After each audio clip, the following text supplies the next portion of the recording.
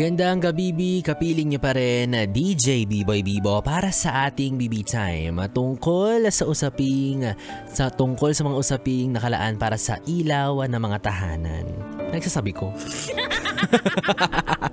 Ayan, diba yung mga nanay natin, mga mommies, momshies, nanay, inay, diba? Yung mga halos walang pahinga sa buong araw. Alam nyo, sabi nga nila, no, buti pa sa trabaho, 9 hours lang ang duty mo, pero kapag nanay or asawa ka na, buntong hininga na lang ang pahinga.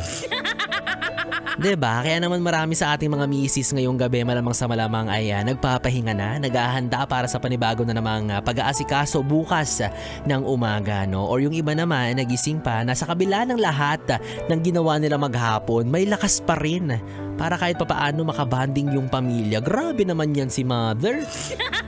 Grabing reyna ng tahanan naman yan, daming lakas. O ikaw ikaw rin mister. Ikaw kuya boy, ikaw papa, tatay nagising pa, ano na? Asa na yung pangako mo nung hindi pa kayo mag-asawa, sabi mo gagawin mo siyang reyna? Pero nung nagkapamilya na kayo pagkatapos ng kasal, bakit gano'n nagmukha na siyang kawal? Pero shoutout din naman sa mga mister na walang sawang kumakayod din para sa pamilya, no? Or sa mga magulang na dumodoble kara, ika nga, ina na ama pa. Yan, di ba? At going back, ikaw mister, kung paano ka alagaan ng misis mo, sana naman ma-reciprocate mo rin yun, di ba? Kahit papaano yung alaga na ibinibigay sa'yo. Tandaan mo na ikaw rin yung padre di pamilya, di ba? Hindi magbabago yun. Nagre-reflect rin sa itsura ng asawa mo kung paano ka mag-alaga. Give and take dapat yan, di ba? Ikaw payag ka. Araw-araw ang ganda-ganda, ang linis-linis, tapos planchado yung uniform mo, samantalang yung duster ng misis mo, butas-butas.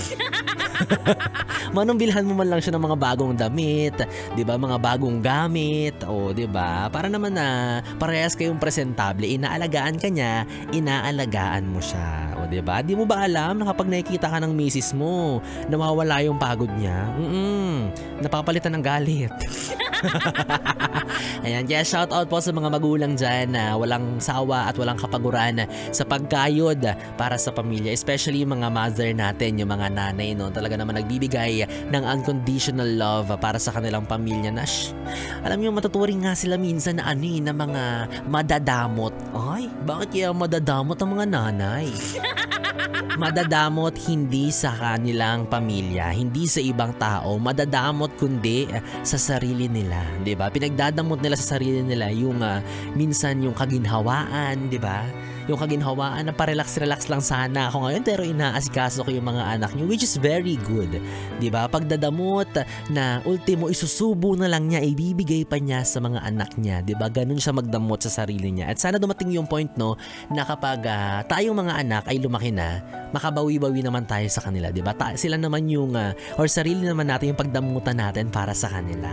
Yarn, 'di ba? Kaya ikaw kung pangarap mo maging ina, magdalawang isip ka muna. Kasi hindi talaga madali, 'di ba? Hindi madali ang maging magulang. Yarn. Ikaw, yes friend. Anyways, 3 oras na BB Time na naman ang ating pinagsamahan. Nakapiling mo ang BB mo sa radyo, DJ B-Boy Bibo, ang DJ na single, ready to mingle, basta walang label. Magkasama at magkarinigan tayong muli bukas sa parehong oras. Dito pa rin at dito ka lang sa istasyong tanggal limot ng problem, ang 101.1. Yes, FM. 101.1